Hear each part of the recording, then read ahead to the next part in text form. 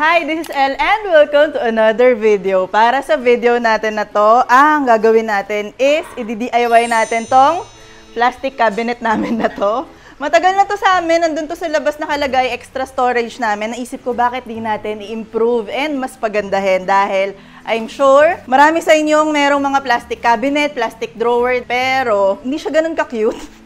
Siyempre, kahit na gusto natin maging practical, gusto pa rin natin na maganda yung mga pieces natin sa bahay. Kaya, yun yung itatry ko ngayon, i-attempt ko dito sa piece na to. And, FYI, sinushoot natin tong lahat na to sa gitna ng kaguluhan. Ito. Ayan, meron tayong makeover na nagaganap dito sa penthouse. Sobrang cute, natutuwa ako sa kanya. Abangan nyo yung lahat ng video natin para dito sa makeover ng office, ng kitchen, at ng lahat.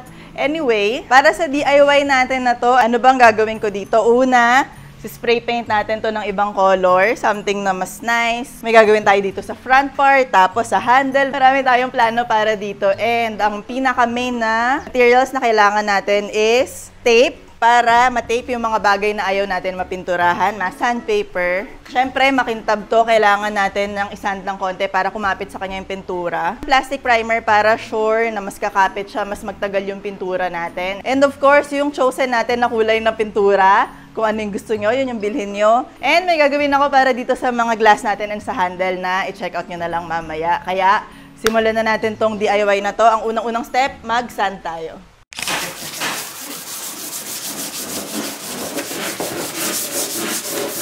Then, after nyo mag-sand, make sure nyo na punasan nyo yung surface. Kailangan nyo tanggalin lahat ng alikabok para kumapit yung spray paint. Pero bago tayo mag-spray paint, lagyan nyo ng tape yung mga lugar na ayaw nyo malagyan ng pintura.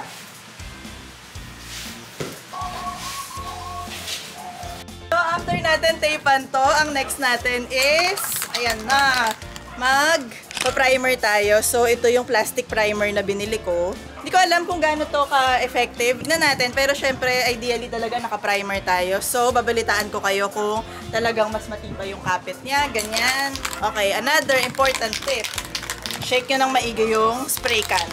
Tapos, pagka mag-spray kayo, always, mas mabuti na maninipis na coat lang. So, kahit na magtatlong coat kayo, basta tatlong maninipis na coat. Kasi kapag sinobrahan nyo ng makapal agad, dun mabilis matuklap yung pintura kapag makapal yung pag-spray nyo. So, maraming manipis na coat.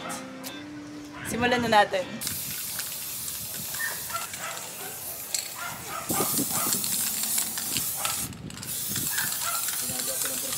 And ideally pala, mag-mask kayo. Gawin nyo outdoor, tapos magtakip kayo ng ilong. Hindi na lang humihinga. Tapos na natin, primeran tong cabinet natin. So, dito na tayo sa main color natin. First time kong gagamitin tong olive green na color. Feeling ko ang ganda, based sa sticker niya. Hopefully yung na-imagine ko yung talaga yung ma-achieve natin. And dapat meron din kayong basahan na hawak para pagka nagsispray kayo, punasan nyo yung nozzle para walang mabuo-buo dito tapos ang pangit nung pagkakaspray nyo. Kaya, spray, punas, ganyan. Okay? So, kahit saan mag-spray pwede? Oo. And, kung meron kayong mga kasama, mga katulong, mas mabuti.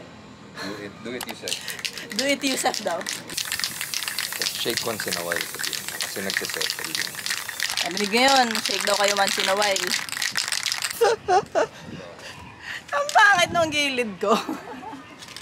Pero, okay lang yan kasi magiging pangit muna siya bago siya magiging maganda. Lahat ng makeover, ganon. Magulo muna bago maging maganda.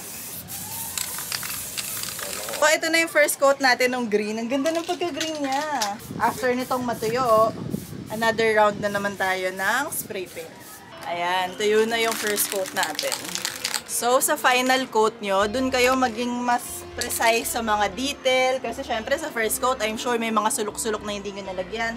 Dun nyo ayusin talaga, lagyan lahat ng mga parts. Pero at the same time, make sure pa rin na hindi sobrang kapal, manipis, na madaming coats tayo.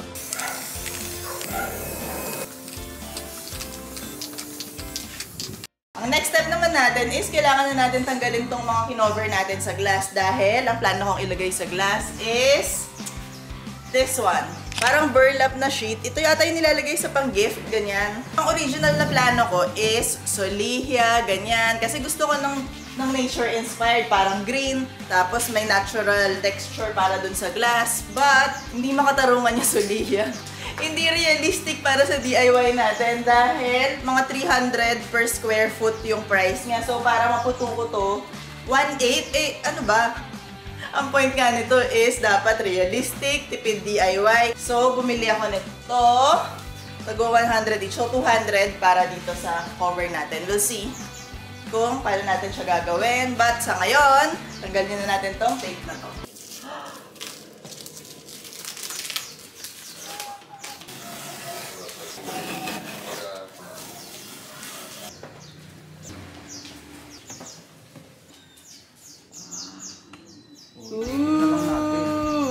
Natatanggal pala to, itong buong likod. Tapos, ito, yung plastic na to, hindi pala to glass. Pwede natin tanggalin. Sana pala ginawa natin to bago tayo nag-spray paint. Mas madali kasi itong burlap sheet natin. Bago natin i-screw ulit, iipitin natin itong burlap sheet dito. Tapos, ayan, linis-linis yung tignan. Aganda oh! Eee! So, ang gagawa nun is si JR, yung nakita niya nagtanggal na screw kanina. Halika. Hello po. Kasi kailangan na umalis, pero ayan, madali lang siya, as in naka-screw-screw lang siya, kaya-kaya niyang gawin yan. Kaya mo yan, kaya-kaya mo gawin yan.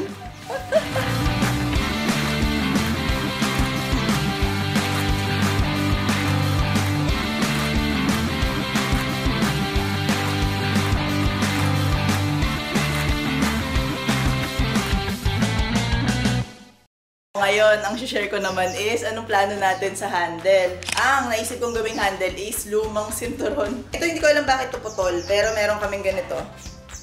Ayan. So, ito yung gusto kong gamitin na handle para dito. So, ikakat lang natin siya to size. I-glue na lang namin yung mga dulo para hindi siya maghimulmol. Tapos yan, pwede tayo mag-screw dyan. Gagamit tayo. Ang pwede yung gamitin sa ganito is bolts and nuts. Pero wala kaming bolts and nuts na mabilihan dito. Kaya papakita ko sa inyo ano yung gagawin naming paraan. Pero yan, ito yung gagawin nating handle para sa DIY cabinet natin. Pachili mo talaga. Pakusina. Pink pa. So basically, sinisiksikan natin siya ng kahoy na parang ganito. Para kapag ni-screw mo na dito yon, yung screw mo dito sa kahoy kakapit. Yan. So, pwede na natin ikabit yung handle natin dito. Tapos na natin yung DIY nitong plastic cabinet natin. And sobrang yung cute. Ang ganda! Like, basta ang ganda. Ang dami ko pa sinasabi. Halika na. Eto na!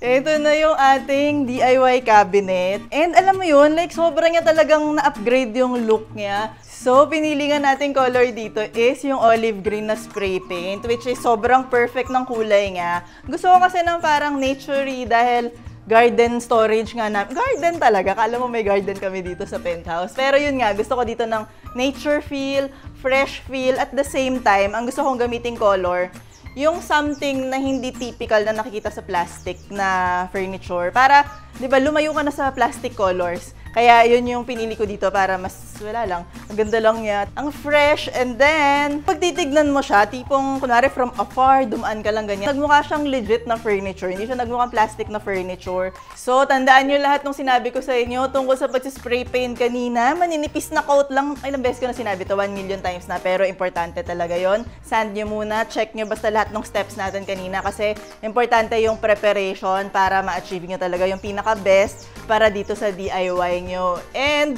maliban sa color niya, ang nakadagdag din talaga sa feel nito is yung mga ibang detail na ginawa natin. So pag magdi-DIY kayo, kung gusto nyo ng extra step, mag-push kayo para sa additional na mga details na ganyan. Dahil mas may nakakadagdag lang siya talaga ng nakakasosyal.